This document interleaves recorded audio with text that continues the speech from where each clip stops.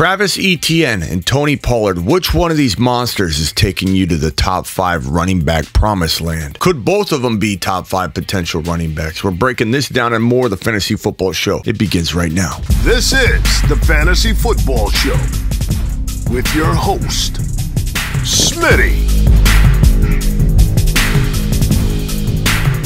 Take a lap. I usually play this game on the Fantasy Football Show when there's one player I like more than the other. But this is a situation where I love both these guys. Etienne came into his own in 2022, started off really slow. James Robinson's going to take his job. James Robinson got a lot of early work. He dragged his leg into the end zone several times. People thought, oh my God, this is the end of Etienne. Etienne, Pollard, Dameon Pierce. A lot of our moon men didn't start off awfully quick, but they all got on their horse eventually. And Etienne had a mixed year. Looking at his game log, 1125 on the ground, 5 touchdowns, 5 100-yard games, 35 receptions, 316, 0 TDs through the air. It's a good year. That's a really, really good year when you look at it. The problem is he didn't have enough touchdowns. The problem is they didn't throw the ball to him enough. And while there's optimism to think, okay, they're going to throw the ball to him more, they're going to get him more touchdowns. The negative, the con, let's start with the negative. This is a committee kind of coaching staff, a running back by committee vibe. Doug Peterson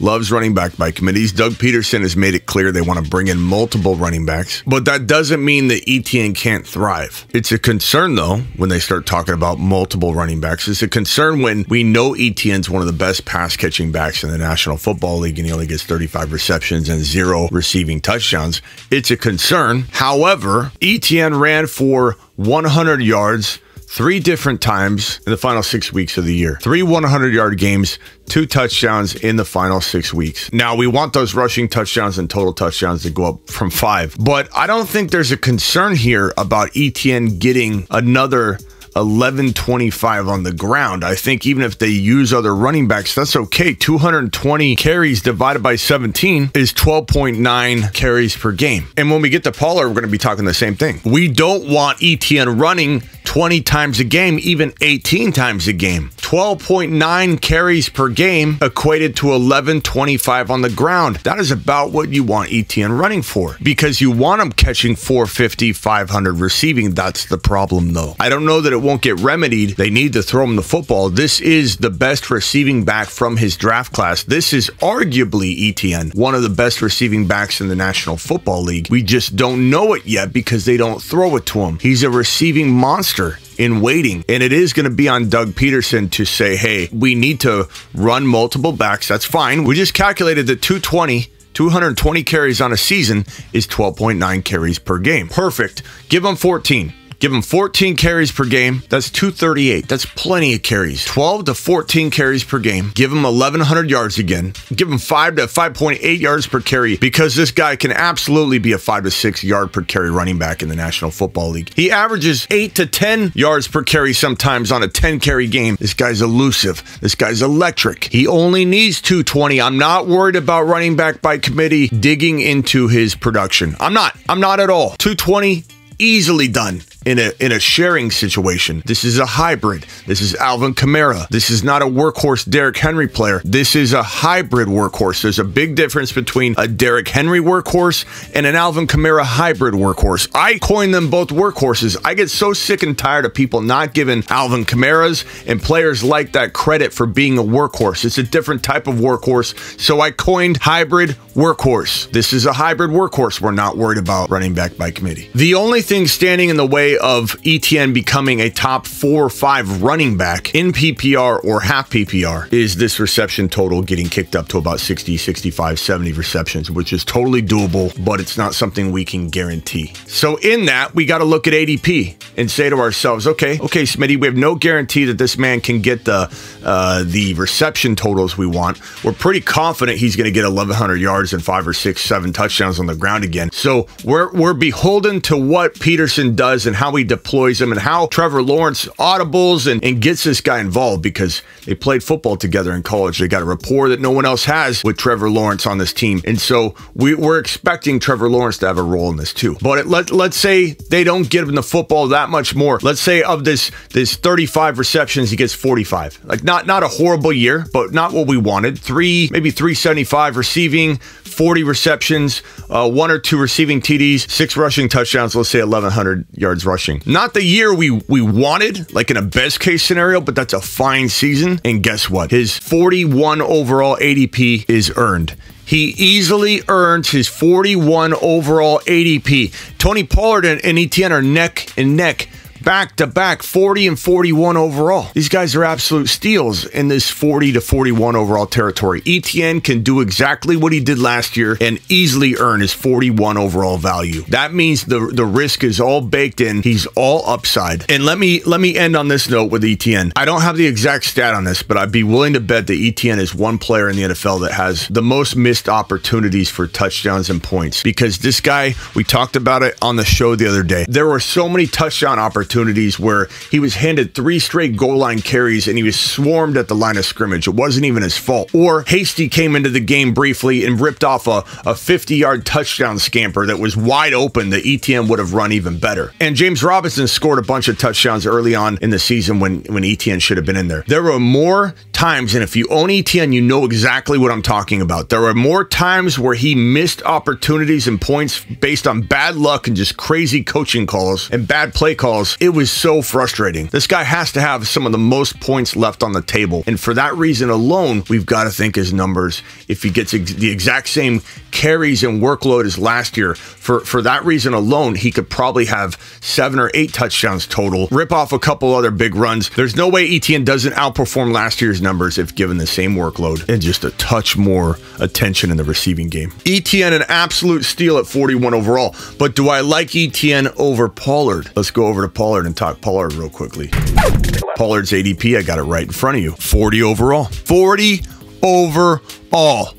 That is 4.1 to 4.4 roughly. That's where he's falling. Both these guys are in the 4th round. Top of the 4th round to the middle of the 4th round. That is absolute steal territory. What do I love about Pollard? Pollard ran the ball 193 times. Etienne ran more than Pollard. Pollard is a hybrid workhorse like I just described in Etienne. This is a guy you don't want getting 290 carries, 300 carries. You want him getting roughly 200 to 210 carries. 193 divided by 17 is 11.3 carries per game. This guy only got 11.3 carries per game. Without Zeke Elliott in town, he's going up to 210, 215. And we don't want him going much higher than that. We want somebody taking a little bit of the workload away from him between the tackles because we don't want this man to run 18 to 20 times per game. At 5 yards per carry times 215 rushing attempts, that is 1075. 1,100 to 1,200 yards is the max you want for Tony Pollard on the ground, because that affords him to be able to be a 50, 55 plus reception running back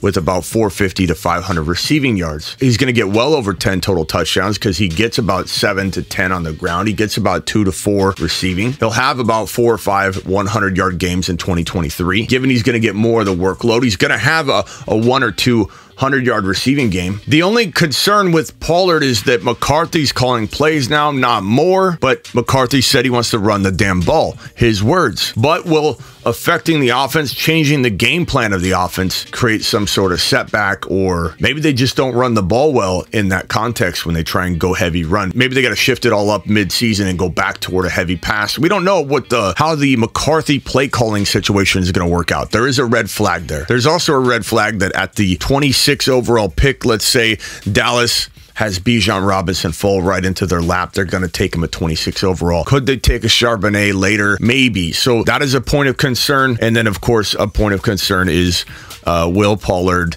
face any sort of competition? Will they bring in Kareem Hunt, who's the biggest name running back in the free agent market right now? Those are all concerns for sure, and we adjust and adapt accordingly. But I don't think anybody's getting brought in that's going to be better than Pollard. And if they do bring in, let's say, a worst case scenario through free agency, a Kareem Hunt, we need somebody to take some of the work away from Pollard so he's not running the ball 18 times a game. It's 12 to 14 carries. It doesn't sound like a lot. I know 14 carries, 12 carries sounds low, but when you average 5 yards per carry and you're a spark plug like this guy, you're going to rip off 100-yard games on 14 carries every other game. You're going to get 45 to 50 receptions, which is going to put you at a total of 100 yards most games. He's going to oftentimes get you 100 total yards, not 100 rushing yards, and a touchdown and 4 or 5 receptions. This guy's a monster.